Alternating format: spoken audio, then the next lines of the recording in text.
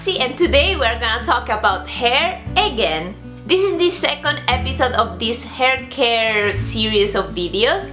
If you missed the first one, I'm gonna leave it here for you guys. And in the first episode, we talked about how to grow out your hair faster. In this episode, instead, we're gonna talk about frizz and how to avoid it.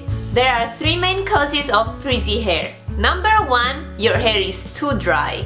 Number two, your hair is not healthy.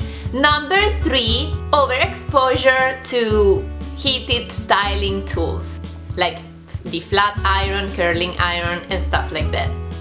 So the first tip is to moisturize your hair. Use a silicone-free conditioner, and once a week you can deep condition your hair using a oil treatment. For example, you can use olive oil and put it in your hair. A oil treatment. For example, you can use olive oil and put it in your hair before taking a shower and before washing your hair, and that is gonna reduce the frizz. Also, you can use once a week one of these DIY hair masks, and that's it. Basically, if your hair is dry, it's gonna become frizzy, and your curls, if you have curly or wavy hair, are not going to be defined because your hair literally lifts to catch the moisture and the humidity because it's too dry.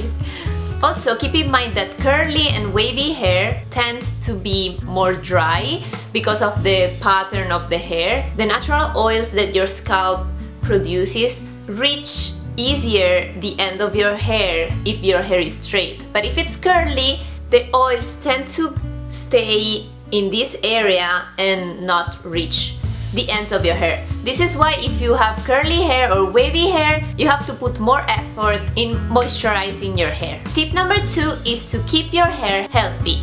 Use sulfate-free and silicone-free products because these chemicals are really bad for your scalp and for your hair. They damage your hair, they dry out your hair and your scalp, and of course they cause frizz. Also, as I said in my previous video, do not use a normal towel to dry your hair after the shower, but use instead a cotton t-shirt, and never rub your hair, just go like that really gently so you're not gonna damage it.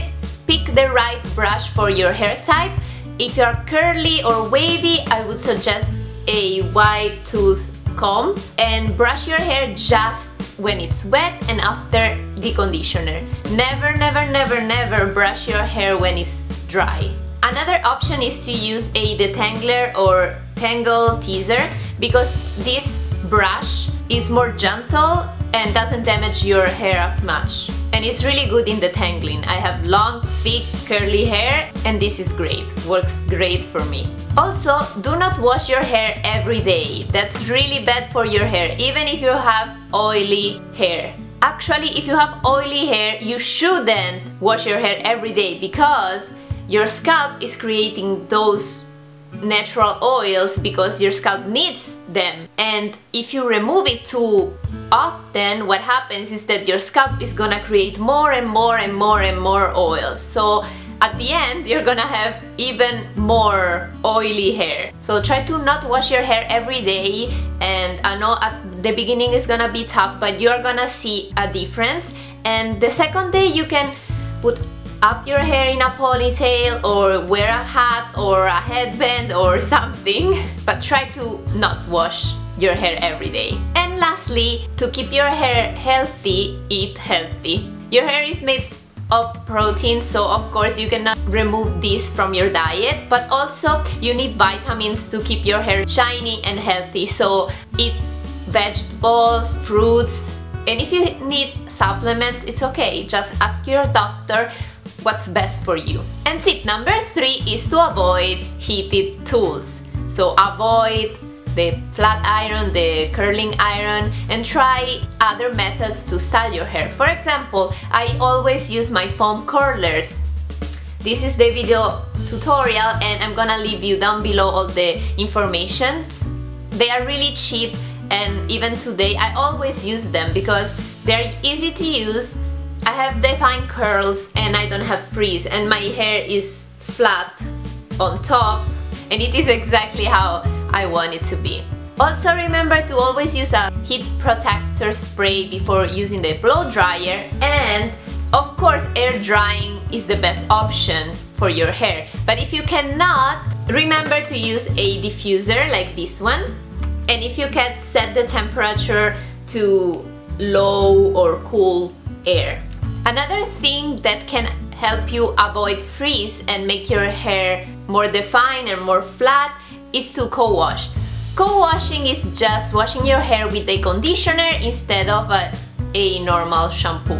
Just remember to use a silicone-free conditioner and a light one. I usually co-wash one time, wash with a sulfate-free shampoo, the next time co-wash, wash, co-wash, wash, because it really helps my hair and my scalp to stay moisturized, and when I co-wash my curls are super defined, no frizz at all. So you can try out this method too. And lastly, use a silk pillowcase instead of a cotton one, because the rubbing motion of your hair against the pillowcase, if it's cotton, it's gonna create static and frizz. And if you don't have a silk pillowcase, you can use a silk scarf.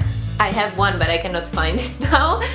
Or at least sleep with your hair in a high ponytail, so you're gonna reduce this rubbing motion against the pillowcase. And that's it. These are all my tips to avoid frizz. I'm gonna leave you in the description box all the harsh chemicals, sulfates and silicones that you should avoid in general, not just to avoid frizz but to have healthy hair. So just check the label of your hair product. If they have those, throw it out or finish it and don't buy it anymore. And in the next episode I'm gonna show you my hair care routine, so what the products that I use, how I wash my hair, how I style my hair, etc. So don't forget to subscribe to my channel, like this video, comment down below, share it with all of your friends if you wanna see that, and see you guys next time. Bye!